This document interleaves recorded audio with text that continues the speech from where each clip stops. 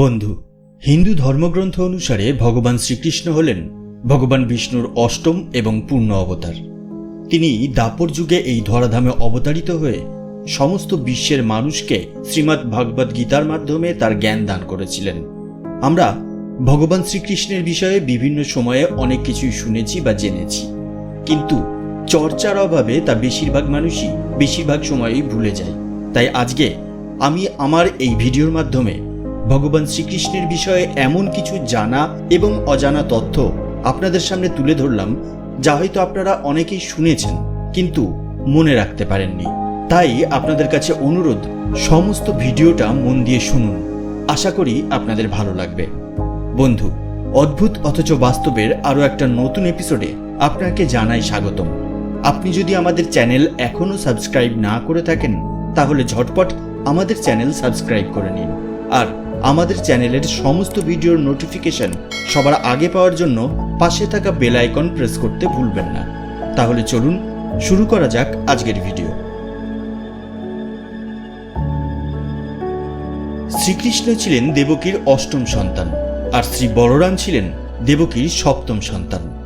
আমরা অনেকেই জানি না যে শ্রীকৃষ্ণ দেবকীর বাকি 6 পুত্রকে একটি সংক্ষিপ্ত সময়ের জন্য তাদের আগের জন্মের পাওয়া অভিশাপের কারণে ফিরিয়ে এনেছিলেন। এই 6 পুত্রের নাম ছিল স্বর, উদ্গীতা, পারিসাঙ্গ, পতঙ্গ, ক্ষুদ্রভৃত এবং ঘৃণী। এই 6 পুত্র তাদের জন্মের আগে ছিলেন হিরণ্যকশ্যপের প্রপৌত্র। এদিকে কংস তার পূর্ব জন্মে ছিলেন কালনেমি নামক একজন রাক্ষস। কালনেমিকে ভগবান বিষ্ণু হত্যা করেছিলেন।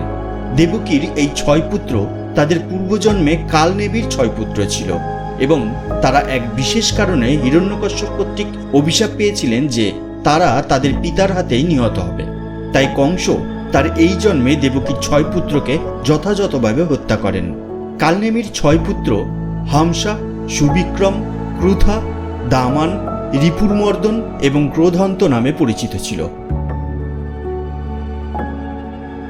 আমরা সবাই জানি যে ভগবান শ্রীকৃষ্ণকে কৌরব মাতা গান্ধারী মহাভারতের যুদ্ধের শেষে অভিশাপ দিয়েছিলেন। আসলে শ্রীকৃষ্ণের প্রতি গান্ধারীর এই অভিশাপ 2টি উদ্দেশ্য সাধন করেছিল। ভগবান রাম হিসেবে তার আগের অবতারে তিনি বালিকে হত্যা করেছিলেন।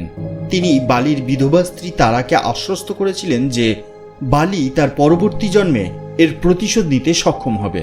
পরবর্তী জন্মে বালি শিকারী জরা হিসেবে পুনর্জন্ম নিয়েছিলেন এবং এই জীবনে তিনি একটি সরল তীর দিয়ে শ্রীকৃষ্ণের পৃথিবী লীলা সমাপ্ত করেছিলেন। এইভাবে গান্ধারীর অভিশাপ আর তার আগের জন্মে দেওয়া প্রতিশ্রুতি 2ই পূর্ণ হল। বন্ধুরা, আপনারা অনেকেই আমার ভিডিও দেখেন কিন্তু সেখানে কমেন্টস করেন না, বা কি কমেন্টস করতে হবে সেটা বুঝে উঠতে পারেন না। এই জন্য আজকে আপনাদের কমেন্ট করার বিষয়টা একটু সহজ করে দিই। আমি বলি যে এই ভিডিও দেখার আগে আপনারা ঝটপট লিখে ফেলুন জয় শ্রীকৃষ্ণ অথবা জয় শ্রীরাম, আর এর সঙ্গে লিখে ফেলুন আপনার নাম আর আপনার জায়গার নাম। তার সঙ্গে অবশ্যই আমাদের ভিডিওটাকে লাইক করতে ভুলবেন না। আমাদের আগের ভিডিওতে যারা কমেন্ট করেছেন তাদের মধ্যে আছেন বাংলাদেশের রংপুর থেকে তাপস কুমার, হুগলির উত্তরপাড়া থেকে তরুণ কুমার দে, পূর্ব বর্ধমান থেকে সৌমেন্দু রুদ্র, উত্তর 24 পরগনার খর্দা থেকে সৌমিত্র মুখার্জি ও আরও অনেকে। তাহলে চলুন শুনে নিই আজকের ভিডিওর পরবর্তী অংশ। কৃষ্ণের মোট 16,108টি স্ত্রী ছিল। এটা কিন্তু মোটেও ঠিক কথা না। আসলে ভগবান শ্রীকৃষ্ণের মোট 8 জন স্ত্রী ছিলেন, যারা অষ্টভার্যা বা পাট রানী নামে পরিচিত ছিলেন। এরা হলেন রুক্মিণী, সত্যভামা, জাম্ববতী, নগ্নাজিতি, কালিন্দী, মিত্রবিন্দা, ভদ্রা এবং লক্ষণা। তাহলে কি বাকি 16,100 স্ত্রীর কথা মিথ্যা? না বন্ধু, এখানে একটা টুইস্ট আছে। আসলে নরকাসুর নামে একজন রাক্ষস ছিলেন, যিনি যুদ্ধে জয়ী হয়ে 16,000 যুবতী রাজকুমারীকে বিভিন্ন রাজ্য থেকে বন্দী করেছিলেন এবং তাদের বিয়ে করার পরিকল্পনা করেছিলেন। এতে সর্বত্র বিশৃঙ্খলা সৃষ্টি হয়। শ্রীকৃষ্ণ এই কথা শুনে সত্যভামাকে সঙ্গে নিয়ে সেই রাক্ষসকে আক্রমণ করে তাকে হত্যা করেন এবং সেখানে বন্দী সমস্ত রাজকন্যাকে মুক্ত করেন। তখন সেই সদ্য মুক্তিপ্রাপ্ত রাজকন্যারা শ্রীকৃষ্ণকে তাদের বিয়ে করার জন্য অনুরোধ করেছিল, কারণ সমাজ কখনোই তাদের গ্রহণ করবে না। আর তারা এও বলেছিলেন যে যদি তাদেরকে শ্রীকৃষ্ণ স্ত্রী হিসেবে গ্রহণ না করেন তাহলে তারা আত্মহত্যা করবে। ধর্মে আটকে থাকার কারণে শ্রীকৃষ্ণ সমস্ত নারীকে তার স্ত্রী হিসেবে গ্রহণ করেছিলেন, যাতে তারা একটি সম্মানজনক জীবনযাপন করে এবং কেউ তাদের উপর উপহাস করার সাহস না করে। তাদের সম্মান পুনরুদ্ধার করতে এবং তাদের রানীর মর্যাদা দিতে শ্রীকৃষ্ণ তাদের বিয়ে করেছিলেন। এইভাবেই তার 16,108 জন স্ত্রী হয়েছিল। শ্রীকৃষ্ণের 8 রানীর থেকে 80টি পুত্র ছিল। তার প্রত্যেক রানীর থেকে তার 10টি করে পুত্র ছিল। প্রদ্যুম্ন ছিলেন রুক্মিণীর পুত্র, শাম্ব ছিলেন জাম্ববতীর পুত্র, যিনি ঋষিদের দ্বারা অভিশপ্ত হয়েছিলেন, যা পরবর্তীতে যদু বংশের ধ্বংসের কারণ হয়ে ওঠে। শ্রীকৃষ্ণ স্বয়ং ভগবান শিবের তপস্যা করেছিলেন তার মতো পুত্র লাভের জন্য, আর এর ফলেই জন্ম হয় শাম্বের। প্রসঙ্গত, শ্রীকৃষ্ণ শাম্বকে কুষ্ঠরোগে আক্রান্ত হওয়ার অভিশাপ দিয়েছিলেন। শ্রীকৃষ্ণের বোন সুভদ্রার জন্ম হয় বসুদেব ও রোহিণীর ঘরে। বসুদেব কারাগার থেকে মুক্ত হওয়ার পর সুভদ্রার জন্ম হয়। বলরাম চেয়েছিলেন তার বিয়ে হোক দুর্যোধনের সাথে, যিনি ছিলেন তার প্রিয় শিষ্য, কিন্তু রোহিণী ও অন্যরা তা চায়নি। এই অবস্থা থেকে উত্তরণের জন্য শ্রীকৃষ্ণ অর্জুনকে সুভদ্রাকে অপহরণ করার পরামর্শ দেন। অর্জুনও শ্রীকৃষ্ণের কথা মতো সুভদ্রাকে অপহরণ করেন, আর এজন্য বলরাম অর্জুনের উপর ভীষণ রেগে যান। যদিও পরে বলরামকে শান্ত করা হয় এবং ইন্দ্রপ্রস্থে তাদের বিবাহ সম্পন্ন হয়। একলব্য আসলে শ্রীকৃষ্ণের খুড়তুতো ভাই ছিলেন। তিনি ছিলেন বসুদেবের ভাই দেবস্রবের পুত্র।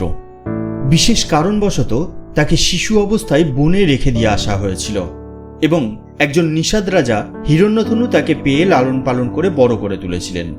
একলব্য রুক্মিণীর স্বয়ম্বরের সময় কৃষ্ণের সঙ্গে যুদ্ধ করতে গিয়ে কৃষ্ণের হাতে নিহত হন। মৃত্যুর পর গুরুদক্ষিণার মহান আত্মত্যাগের জন্য শ্রীকৃষ্ণ একলব্যকে আশীর্বাদ করেছিলেন যে তিনি শীঘ্রই পুনর্জন্ম গ্রহণ করবেন এবং দ্রোণের এই কূটনীতির প্রতিশোধ নেবেন। পরে একলব্যই ধৃষ্টদ্যুম্ন হয়ে জন্ম নেন, যিনি গুরু দ্রোণকে হত্যা করেছিলেন। শ্রীকৃষ্ণের দ্বারা ভগবদ্গীতার বর্ণনা শুধুমাত্র অর্জুন শোনেননি, মহাবলী হনুমান এবং সঞ্জয়ও শুনেছিলেন। কুরুক্ষেত্রের সমস্ত যুদ্ধ জুড়ে হনুমান অর্জুনের রথের উপরে অবস্থান করেছিলেন এবং ধৃতরাষ্ট্রের কাছে যুদ্ধের ঘটনা বর্ণনা করার জন্য স্বয়ং বেদব্যাস সঞ্জয়কে ঐশ্বরিক দৃষ্টি দিয়ে আশীর্বাদ করেছিলেন। এই কারণে এই দুজন শ্রীকৃষ্ণের দ্বারা ভগবদ্গীতার বর্ণনা শুনতে পেরেছিলেন। পাণ্ডবরা মায়ের দিক থেকে শ্রীকৃষ্ণের সাথে সম্পর্কিত ছিলেন। তাদের মাতা কুন্তী ছিলেন শ্রীকৃষ্ণের পিতা বসুদেবের বোন। সেদিক দিয়ে দেখলে পাণ্ডবরা ছিলেন শ্রীকৃষ্ণের পিস্তুত ভাই, আর শ্রীকৃষ্ণ ছিলেন পাণ্ডবদের মামাতো ভাই। তাহলে অর্জুন আর সুভদ্রার সম্পর্ক কি ছিল সেটা অবশ্যই আপনারা নিচের কমেন্ট বক্সে কমেন্টস করে জানিয়ে দিন।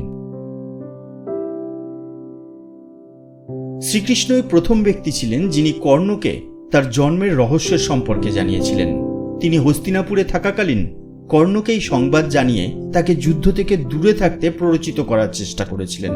যুদ্ধ এড়াতে খানিকটা মরিয়া হয়েই তিনি এই চেষ্টা করেছিলেন, কিন্তু কর্ণ বিনয়ের সাথে তার এই প্রস্তাব প্রত্যাখ্যান করেছিলেন এবং শ্রীকৃষ্ণকে অনুরোধ করেছিলেন যেন তিনি পাণ্ডবদের কাছে এই গোপন কথা প্রকাশ না করেন।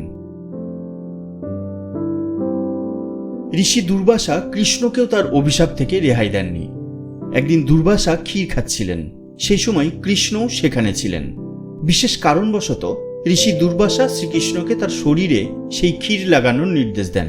কৃষ্ণ তার সারা শরীরে এটি প্রয়োগ করেছিলেন, কিন্তু সেই ক্ষীরের পবিত্রতার কথা চিন্তা করে তিনি সেটা তার পায়ে প্রয়োগ করেননি। এতে দুর্বাসা ক্রুদ্ধ হয়ে কৃষ্ণকে অভিশাপ দেন যে আপনি যেহেতু আমার আদেশ পালন করেননি এবং আপনার পায়ে ক্ষীর লাগাননি, তাই আপনার সারা শরীরের মধ্যে আপনার পাই সব থেকে নরম স্থান হয়ে থাকবে। এই কারণে শ্রীকৃষ্ণের মৃত্যু হয়েছিল শিকারীর একটি তীর তার পায়ে আঘাত করার জন্য। জয় শ্রীকৃষ্ণ। আজকের ভিডিও ব্যাস এই পর্যন্তই। আমাদের আজকের ভিডিও আপনার কেমন লাগলো সেটা নিচের কমেন্ট বক্সে কমেন্টস করে জানিয়ে দিন। আর আমাদের ভিডিও যদি আপনার ভালো লেগে থাকে তাহলে একটা লাইক করুন আর শেয়ার করে ছড়িয়ে দিন সবার মধ্যে। তাহলে দেখা হবে পরবর্তী ভিডিওতে। তার আগে অবশ্যই ভালো থাকবেন, সুস্থ থাকবেন। ধন্যবাদ।